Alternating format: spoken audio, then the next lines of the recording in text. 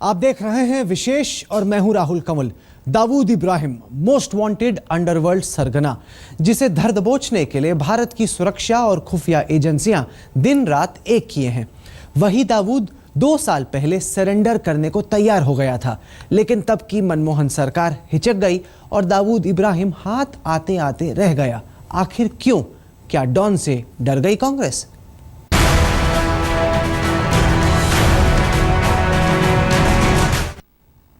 दाऊद इब्राहिम अदालत के कटघरे में खड़ा होना चाहता था। उसने वतन वापसी के लिए कांग्रेस के एक नेता और वरिष्ठ वकील से बात भी की। उस दौरान यूपीए 2 सरकार ने इस मुद्दे से दूर रहने की नीति अपनाई, ये दावा किया है एक अंग्रेजी अखबार ने। तो अब सवाल उठ रहा है कि क्या दाऊद को दबोचने का मौका हाथ से निकल गया?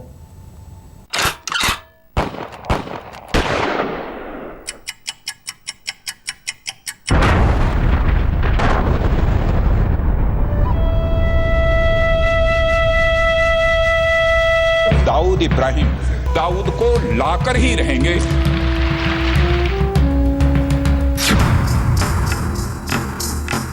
मुंबई धमाकों को 22 साल हो गए। इन धमाकों से पहले ही दाऊद इब्राहिम भारत की सरजमी से भाग गया था।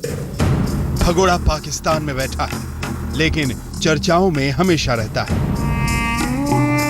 एक बार फिर दाऊद इब्राहिम चर्चा में है। जिस दाऊद इब्राहिम को भारत की सरकारें और सुरक्षा एजेंसियां कानून की चौखट पर लाना चाहती हैं, वो दाऊद इब्राहिम खुद भारत आना चाहता था। 2013 में मुंबई धमाकों के मोस्ट वांटेड दाऊद इब्राहिम ने इच्छा जताई थी, लेकिन उस वक्त सरकार इस मुद्दे पर फैसला नहीं ले पाई। एक अंग्रेजी अखबार के मुताबिक 2013 में दाऊद इब्राहिम ने एक कांग्रेस नेता और सुप्रीम कोर्ट के वरिष्ठ वकील से बातचीत की थी। दाऊद ने उस कांग्रेसी नेता से कहा था कि वो भारत आकर मुंबई सीरियल ब्लास्ट के ट्रायल का सामना करना चाहता है। इसके बाद कांग्रेस नेता ने पार्टी आला कमान और प्रधानमंत्री से इस बारे में बात की थी। इसके बाद प्रधानमंत्री मनमोहन सिंह और उस समय के राष्ट्रीय सुरक्षा सलाहकार ने इस मुद्दे पर बातचीत की। कांग्रेस के 2 बड़े नेताओं ने इसे हॉट पोटैटो कहते हुए इस मामले से दूर रहने की सलाह सरकार को दी थी। सरकार ने भी कहा था कि यह मामला बहुत गर्म है और देश के मोस्ट वांटेड आतंकी के ट्रायल का रिस्क अभी नहीं लिया जा सकता। उसकी शर्तों में भी बहुत खतरा है। मुंबई धमाकों का अधूरा न्याय पूरा होगा। एक याकूब तो फांसी चढ़ गया, लेकिन दाऊद इब्राहिम भारतीय कानून के दायरे से बहुत दूर बैठा है। अब जब यह खबर आई कि 2013 में दाऊद वापसी चाहता था, तो प्रधानमंत्री मनमोहन सिंह से अखबार ने संपर्क किया। ईमेल के जरिए मनमोहन सिंह ने जवाब दिया। मुझे याद नहीं कि अंडरवर्ल्ड डॉन दाऊद इब्राहिम की वापसी के संबंध में मेरे किसी भी व्यक्ति से चर्चा हुई है। मनमोहन सिंह की तरह ही उस समय के गृह मंत्री रहे सुशील कुमार शिंदे ने जवाब दिया। शिंदे भी कहते हैं कि उन्हें ऐसी कोई जानकारी नहीं है। देखिए, इस तरह की कोई बातें नहीं हो गई और आने का कोई प्रपोजल भी हमारे पास किसी ने नहीं ला दिया। ये जो न्यूज़ आ गई है वो मुझे लगता है कि हमारे वक्त तो इस प्रकार का कुछ नहीं हो गया था। ये न्यूज़ बेसलेस है। गौरतलब है कि अखबार ने 2013 में इस बातचीत और दाऊद के ऑफर का दावा किया है और इसके बाद 2014 में बतौर गृह मंत्री सुशील कुमार शिंदे इस बात का दावा कर चुके थे कि दाऊद इब्राहिम को भारत लाने के लिए सरकार कोशिशों में लगी। बताया कि उनको हम अमेरिकन जो FBI है उनके साथ मेरी बात हो गई है, FBI के साथ। जब से भगोड़ा दाऊद पाकिस्तान की पनाह में गया है, लगातार ये मांग उठती रही है कि दाऊद इब्राहिम को भारत लाकर कानूनी प्रक्रिया से सजा दी जानी चाहिए। 2014 का लोकसभा चुनाव जीतने के बाद गृह मंत्री राजनाथ सिंह भी लोकसभा में बयान दे चुके हैं कि पाकिस्तान पर कांग्रेस नेता से संपर्क साधने की खबर के बाद एक बार फिर दाऊद जेरे बहस है। सियासी गलियारों से मांग उठ रही है कि दाऊद का हिसाब कानून के मुताबिक किया जाए।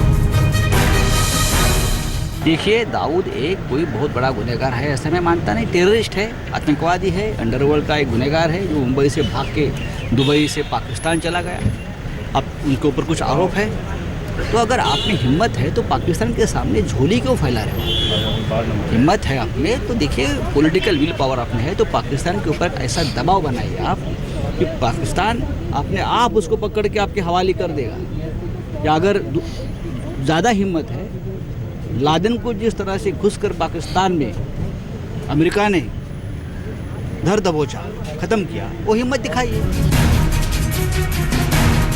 बीते 22 साल में मुंबई के एक डॉन दाऊद का साम्राज्य कराची टू दुबई तक हो गया है। दुबई में वो आलीशान जिंदगी जी रहा है, कराची में उसके अवैध धंधे फल फूल रहे हैं और भारत सालों से इस मुद्दे पर सिर्फ बात कर रहा है कि दाऊद को भारत लाया जाए। मांग तो बड़े जोर शोर से होती है, लेकिन इस सवाल का जवाब किसी के पास नहीं कि उसे भारत लाया कैसे जाए। मांशु मिश्रा के साथ मंजीत सिंह नेगी, दिल्ली, आज तक। दाऊद इब्राहिम पहली बार भारत वापस आने की कोशिश नहीं कर रहा है। इससे पहले भी अंडरवर्ल्ड सरगना सरेंडर करने की इच्छा जाहिर कर चुका है। मुंबई धमाकों में आरोपी बनने के बाद दाऊद ने कहा था कि वो सरेंडर करना चाहता है, लेकिन उसने शर्त ये रखी थी कि उसे जेल की कोठरी में न डाला जाए।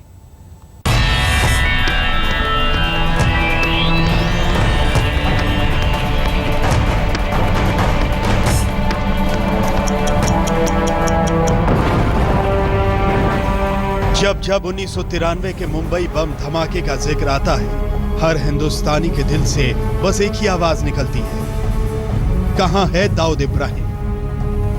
कब पकड़ा जाएगा डी कंपनी का डॉन? कब गिरफ्त में आएगा देश का मोस्ट वांटेड नंबर 1, जिसने मुंबई के सीने में गहरे जख्म दिए? दाऊद इब्राहिम के गिरेबान तक हमारी सुरक्षा एजेंसियों के हाथ कब पहुंचेंगे, ये तो बता पाना मुश्किल है। लेकिन बीच बीच में ये खबरें उठती रहती हैं कि दाऊद इब्राहिम खुद भारत वापस आना चाहता है। यूपीए 2 के शासनकाल में दाऊद ने हिंदुस्तान में वापसी की कोशिश कोई पहली बार नहीं की। पहले भी ऐसी खबरें आई कि दाऊद इब्राहिम ने भारत लौटने के लिए किसी बड़ी हस्ती से संपर्क किया। इसमें सबसे बड़ा खुलासा किया था मराठा क्षत्रप शरद पवार ने। शरद पवार ने यह कहकर सबको चौंका दिया था कि उनके महाराष्ट्र के मुख्यमंत्री रहते हुए दाऊद इब्राहिम ने भारत लौटने की इच्छा जताई थी। शरद पवार ने कहा कि 1993 में बम धमाकों के बाद दाऊद इब्राहिम और उसके दाहिने हाथ छोटा शकील पर देशद्रोह का मुकदमा दर्ज किया गया। उस वक्त राज्य का मुख्यमंत्री होने के नाते राम जेठमलानी ने उनके सामने दाऊद और छोटा शकील के आत्मसमर्पण का सशर्त प्रस्ताव रखा। शर्त थी कि दाऊद और छोटा शकील को जेल में नहीं डाला जाए, उन्हें उनके घर में ही नजरबंद रखा जाए। लेकिन उस वक्त शरद पवार ने कहा था कि देशद्रोह के आरोपी को गिरफ्तार न करने की शर्त मानना संभव ही नहीं है। खुलासा किया था कि वो जब लंदन में थे तब छोटा शकील ने उनसे बात की थी और अपनी शर्तों पर भारत लौटने की इच्छा जताई थी। सबसे बड़ी शर्त यह थी कि उन्हें 3rd डिग्री टॉर्चर न किया जाए, मगर उस वक्त बात नहीं बन पाई। अब एक बार फिर दाऊद की वापसी का जिन बोतल से बाहर निकला है। देश के हित में है कि दाऊद इब्राहिम को कानून के सामने लाया जाए और उसको कानूनन सजा मिले, क्योंकि वो देश पर सबसे बड़े आतंकी हमले का सूत्रधार रहा है। अगर वो ये कहे कि नहीं मुझे जेल में नहीं रखा जाए। सवाल ये भी उठ रहे हैं कि दाऊद भारत वापसी के लिए इतना बेचैन क्यों है। 2013 में दाऊद किडनी से जुड़ी बड़ी बीमारी से परेशान था और चाहता था कि वो मुंबई में अपनी फैमिली के साथ रहे। लेकिन दाऊद अपनी शर्तों पर लौटना चाहता है। वो चाहता है कि उसे अपने घर में चैन से बिरयानी खाने दी जाए, लेकिन ये मुमकिन नहीं है कि एक देशद्रोही की शर्तों के आगे सरकार झुके। इसलिए दाऊद को भारत की धरती पर वापस खींच लाने की बात हो रही है, या फिर पाकिस्तान की उसी धरती पर उसे मिटा देने की बात हो रही है जिस धरती पर वो पनाह लिए बैठा है। लेकिन दाऊद का गुर्गा छोटा शकील इशारा कर चुका है कि ये खेल आसान नहीं। दाऊद इब्राहिम कोई हलवा नहीं है जिसे कोई भी अपनी इच्छा से ले जाएगा। दाऊद को कोई भी कमजोर नहीं कर सकता, जैसा कि बॉलीवुड के फिल्मों में दिखाया जाता है। हकीकत कब बनेंगे कोई नहीं जानता। आज तक ब्यूरो। लगभग 25 साल हो गए दाऊद इब्राहिम भारत की सरजमी से फरार है। इस बीच पाकिस्तान की सरपरस्ती में उसने अपना बहुत बड़ा बिजनेस साम्राज्य खड़ा कर लिया है। कराची की कोठरियों में बैठा दाऊद इब्राहिम अपने तमाम काले धंधे बड़े ठाट बाट से चला रहा है।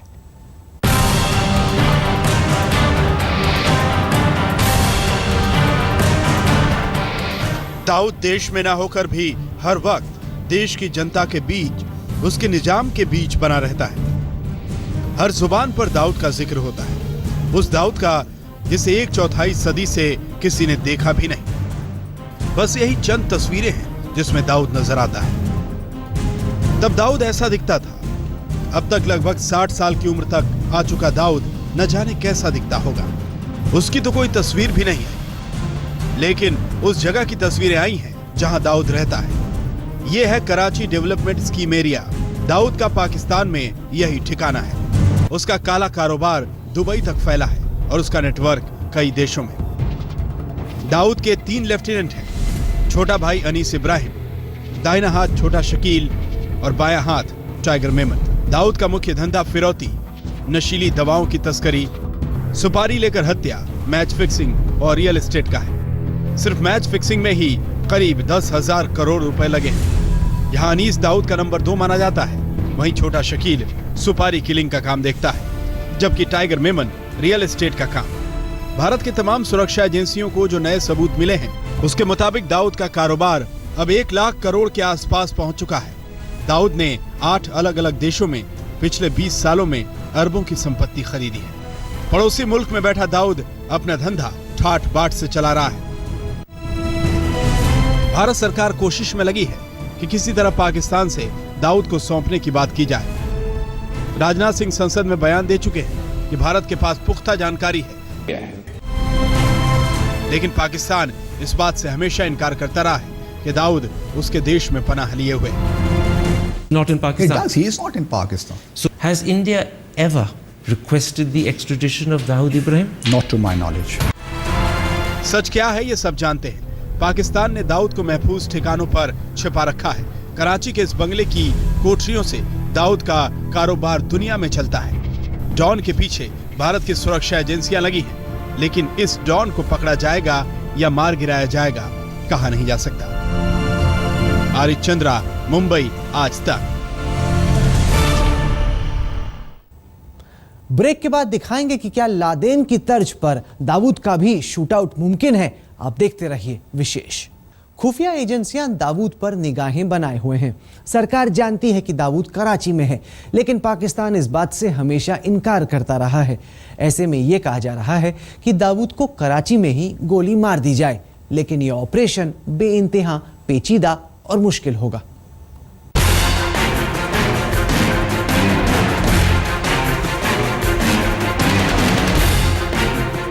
डॉन दाऊद को पकड़ने के लिए देश की सुरक्षा एजेंसियां सालों से कसरत कर रही हैं, लेकिन उनकी धरपकड़ मुमकिन नहीं हो पाई। तो अब आवाज आने लगी है कि जिस तरह अमेरिका ने लादेन को ढेर कर दिया, उसी तरह दाऊद को पाकिस्तान में ही ढेर कर दिया जाए। अमेरिका के नेवी सील कमांडोज ने ओसामा बिन लादेन को एबटाबाद की एक हवेली में मार गिराया था और पाकिस्तान को इस ऑपरेशन की भनक तक नहीं लगी थी। अब इसी तरह के ऑपरेशन की मांग दाऊद के खिलाफ उठ रही है। आज तक ब्यूरो। आज के विशेष में बस इतना ही। देश और दुनिया की बाकी खबरों के लिए आप देखते रहिए